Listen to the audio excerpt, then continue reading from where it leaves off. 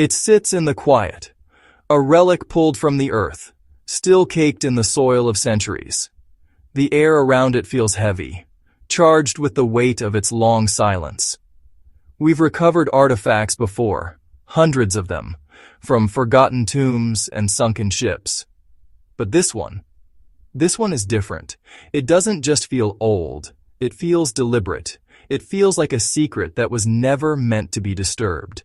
Every line of corrosion, every fleck of rust seems to whisper a warning we chose to ignore.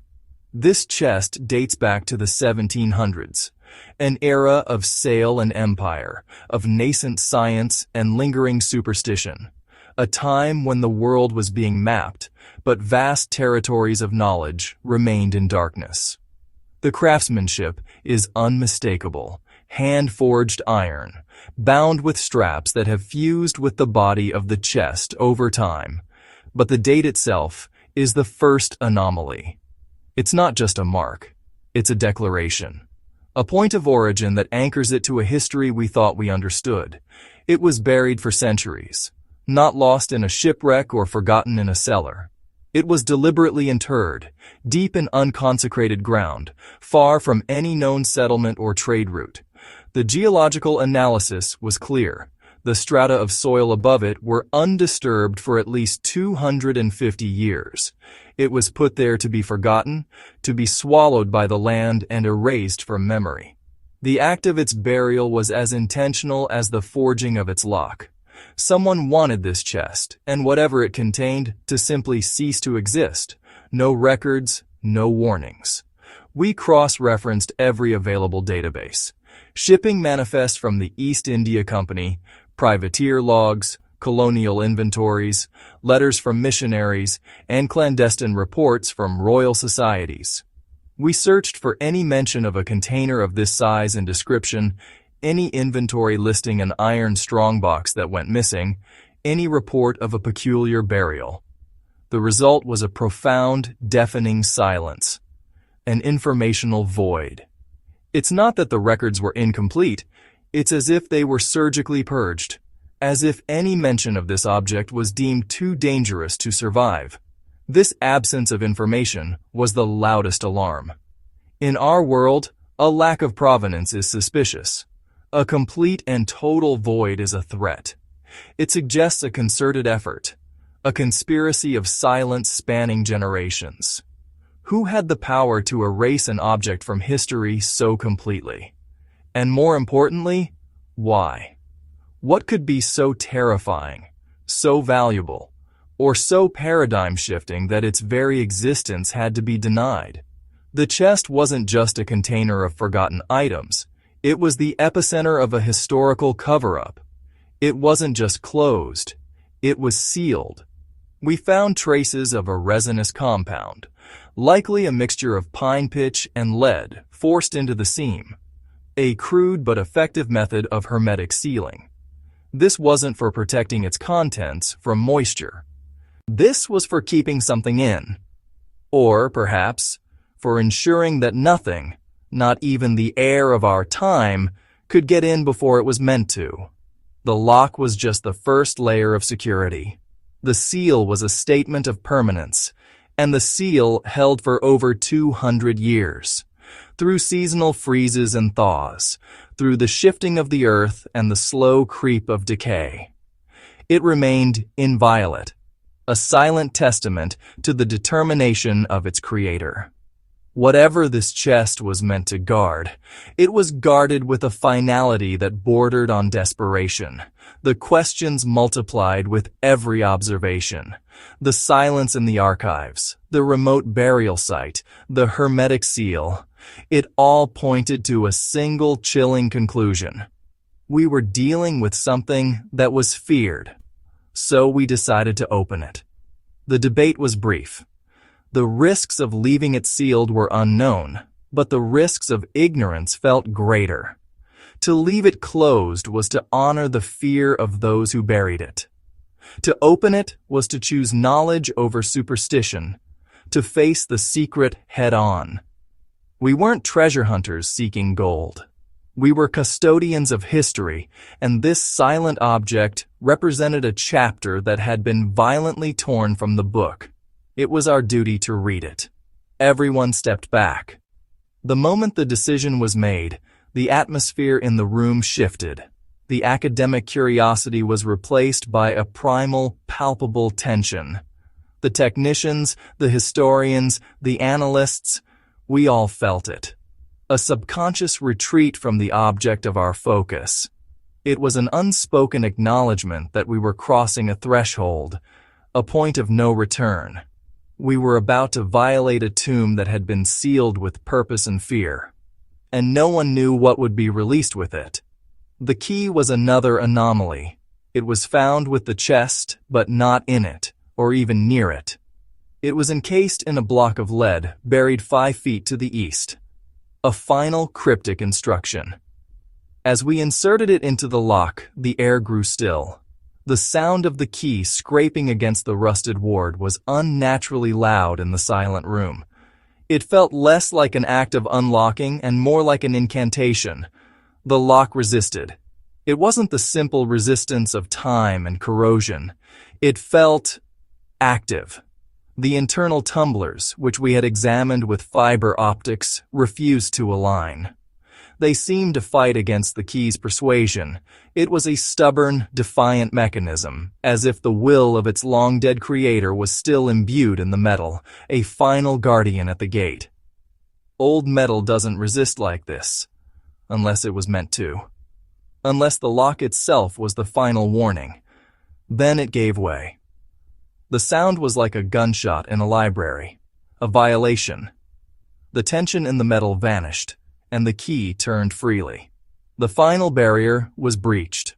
For a long moment, nothing happened. The click echoed and faded, leaving a silence that was deeper and more profound than before. The chest was no longer sealed. It was just closed. And the responsibility of what to do next settled upon us. We expected gold. The stories, the legends, the sheer effort of its concealment. It all pointed to something of immense value. Pirate treasure, a king's ransom, the lost jewels of a forgotten dynasty.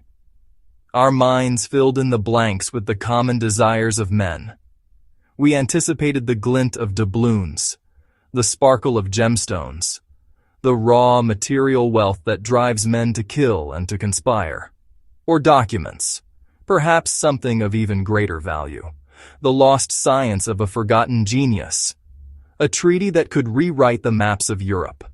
A religious text that would shatter the foundations of faith. We envisioned deckled, wax-stained parchments holding secrets that could alter the course of our present. Something normal. Something that fit within the context of human history. Instead, there was this.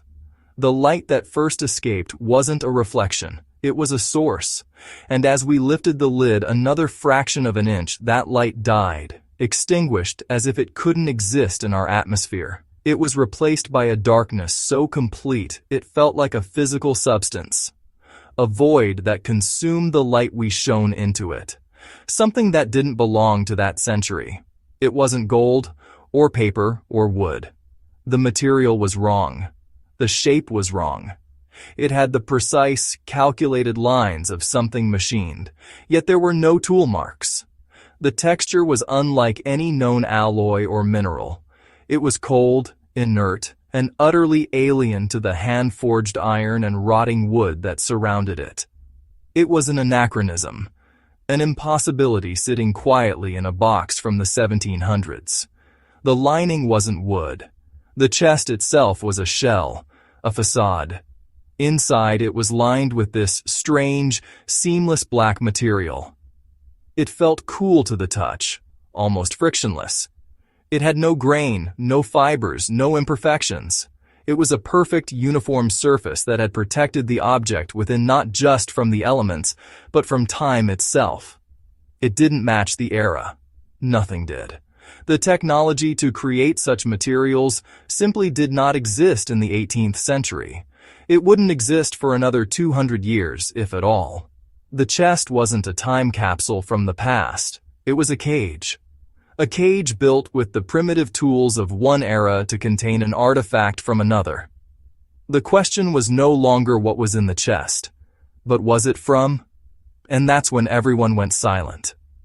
The hum of speculation, the whispered theories, the clicking of cameras, it all stopped. The sheer, undeniable impossibility of what we were seeing washed over the room. Every assumption we had made was wrong. Every historical context we had applied was irrelevant.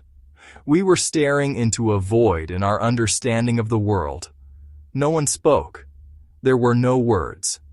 What do you say when you are confronted with an object that, by all laws of history and physics, should not exist? What is the protocol for the impossible? In that silence, the truth of the situation became clear. The people who buried this chest weren't hiding treasure. They were containing a paradox. They were burying a question they could not answer, because opening it felt wrong.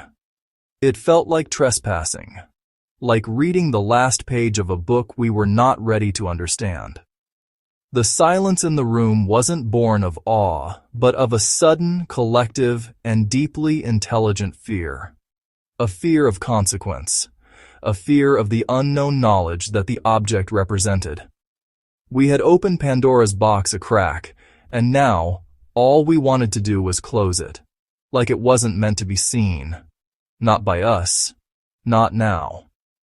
The purpose of the seal, the burial, the purged records, it all clicked into place. It was a quarantine, a message across time, written in iron and earth that said, "Do not open, do not look. Forget this is here." A warning we had arrogantly dismissed as superstition, and one question became impossible to ignore. As the lid settled back into its groove, the silence was broken by the frantic beating of our own hearts. The mystery had only deepened. Who, in the 1700s, encountered this? Who had the foresight and the terror to build this cage around it and bury it so completely? So, we closed it again. It was the only rational thing to do. To proceed without understanding the context, the danger, would be reckless. We had confirmed the anomaly. Now we had to understand the quarantine. We had to respect the fear of our ancestors. Not because we were scared, because we were careful. Fear is an emotion. Caution is a strategy. We had stumbled into a game where we didn't know the rules, the players, or the stakes. The only logical move was to pause, to retreat and reevaluate, to treat the object with the same gravity as those who first contained it. We opened it just enough to know it wasn't what we thought. It wasn't a piece of our past. It was an intrusion, an element that doesn't belong in the equation of our history. And now, the original mystery, what is in the box, has been replaced by a far more terrifying set of questions. Who sealed it? Why hide it? And what happens when a seal that has held for centuries is finally broken? Because if it survived for centuries, perfectly preserved, it was sealed for a reason, and we have to assume that reason is still valid. The investigation is not over. It has just begun. We are no longer looking for a historical artifact. We are now hunting for the ghosts who buried it. We are searching for the story behind the silence. The answers are not in the chest. They are in the reason it was buried. We have to find out why. Subscribe, because this isn't over.